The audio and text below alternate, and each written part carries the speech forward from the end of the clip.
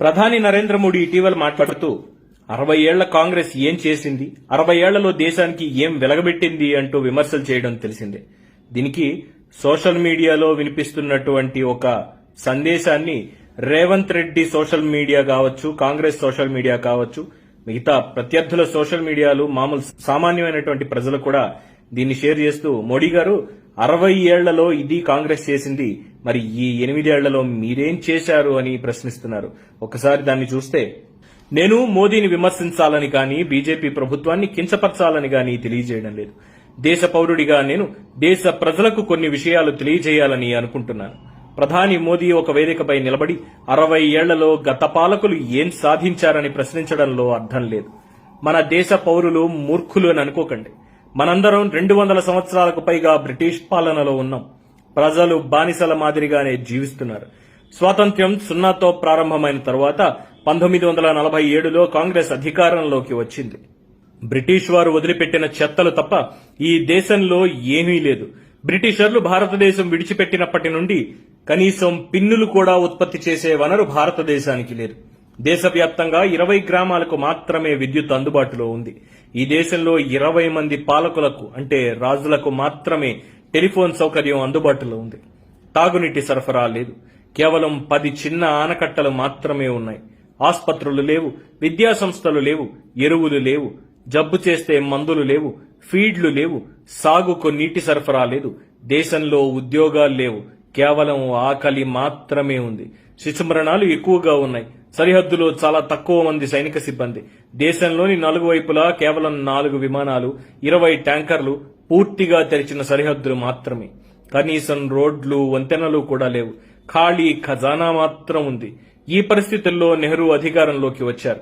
అనేక మంది ప్రధానులయ్యారు. 60 సంవత్సరాల తర్వాత భారతదేశం ఏంటి?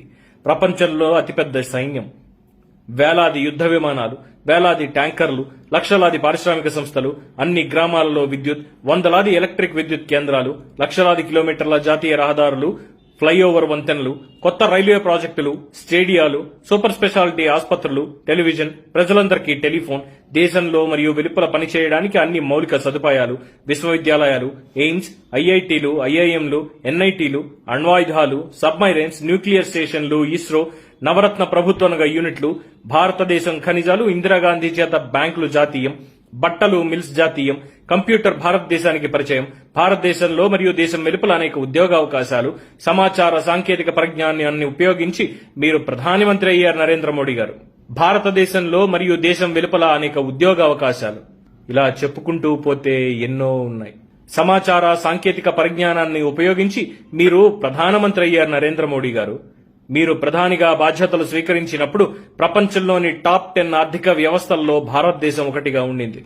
ఇవే కాకుండా GSLV, Mangalyaan, monorail, metro rail, అంతర్జాతీయ విమానాశ్రయాలు, పృథ్వీ, అగ్ని, నాగ్ అణుజలాంతర్గాములు ఇవన్నీ మోడీ ప్రధాని కావడానికి ముందే సాధించింది. దయచేసి 60 ఏళ్లలో కాంగ్రెస్ ఏం సాధించిందని అడగకండి. మోడీ ప్రస్తుతం దేశానికి ప్రధానమంత్రిగా ఉన్నారు. మోదీ ఎన్ని ప్రభుత్వ రంగ సంస్థలను నిర్మించారు, ఎన్ని ఐఐటీలు కట్టారు, ఎన్ని ఎన్ఐటీలు కట్టారు, ఎన్ని ఐఐఎంలు కట్టారు, ఎన్ని డ్యాంలు కట్టారు, ఎన్ని ప్రాజెక్టులు నిర్మించారు. పేర్లు మార్చడం, విగ్రహాల మరియు ఆవు పేడ, మూత్రం రాజకీయాలు చేయడం, డిమానిటైజేషన్ లో విఫలం అవ్వడం, జీఎస్టీని సరిగ్గా అమలు చేయలేకపోవడం, కరోనా వస్తే చప్పట్లు కొట్టడం, గంటా కొట్టడం, లక్షలాది ప్రజలను మీ అతి తెలివితో ప్రాణాలు తీయడం, ఇదా ఇంకా ఉన్నాయి. ఆయిల్ కంపెనీలు అమ్మేశారు రిలయన్స్ కోసం, గ్యాస్ కంపెనీలు అమ్మేశారు అదే రిలయన్స్ కోసం, ఇంజనీరింగ్ కంపెనీలు అమ్మేశారు, పోర్టులు, ఎయిర్పోర్టులు అదానీలకు అమ్మేశారు, రైళ్లు, రైల్వే స్టేషన్ అమ్మకానికి పెట్టారు, అమ్మేశారు, ఫార్మా కంపెనీలు అమ్మేశారు, ఇన్సూరెన్స్ కంపెనీలు అమ్మకానికి పెట్టారు, రోడ్లు అమ్మకానికి పెట్టారు, రోడ్లు అధ్వానంగా తయారయ్యాయి, నదులు, సముద్రాన్ని అమ్ముతున్నారు. డిమానిటైజేషన్ పేరుతో ప్రజలను సుదీర్ఘకాల క్యూలలో నిలబెట్టి 214 మందిని చంపేయడం మినహా గత 7 సంవత్సరాల్లో మీరు సాధించిన వాటిని దయచేసి ప్రజలకు చెప్పండి. కొంతమంది కపట బీజేపీఎన్లు ఎఫ్డీఐని వ్యతిరేకించారు. ఇప్పుడు బీజేపీ సిగ్గు లేకుండా ఎఫ్డీఐకి మద్దతు ఇస్తోంది. ప్రపంచంలో నెంబర్ 1 స్థానంలో ఉన్న ఎల్ఐసిని మోడీ అమ్మకానికి పెట్టారు.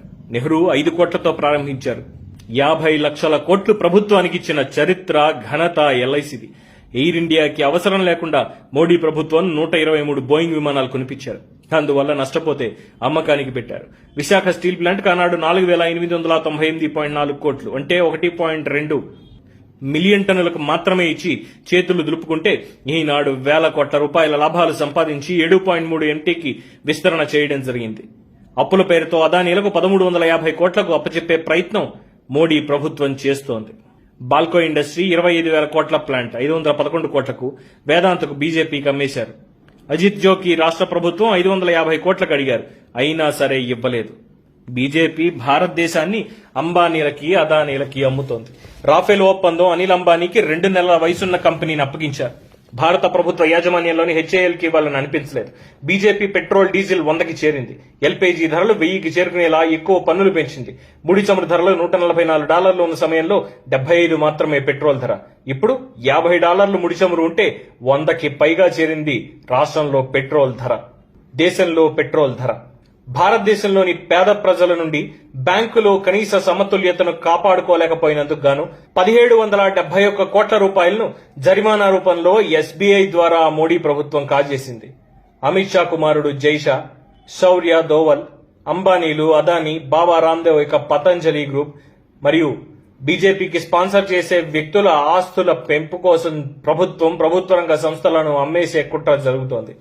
గంగానదిని శుభ్రం చేయడానికి 3,000 కోట్లు, పటేల్ విగ్రహానికి 4,800 కోట్లు, శివాజీ విగ్రహానికి 3,500 కోట్ల రూపాయలు ఖర్చు చేసింది. ఏ మేరకు శుభ్రం చేశారు? ఈ అవినీతిని ప్రతి ఒక్కరూ చూస్తున్నారు. మీరు మునిగి గంగానదిని అపవిత్రం చేయకండి. గంగానది పేరుతో అవినీతి చేశారు. ప్రభుత్వ రంగ సంస్థలను కాపాడాల్సిన బాధ్యత ప్రతి ఒక్కరిపై ఉంది. సేవ్ పిఎస్యూస్ ఇది రాజకీయ కోణంలో కాకుండా విజ్ఞులైన వారందరి కోసం వాస్తవాలు తెలియజేయడం కోసం చేస్తున్నటువంటి ఒక ప్రయత్నం.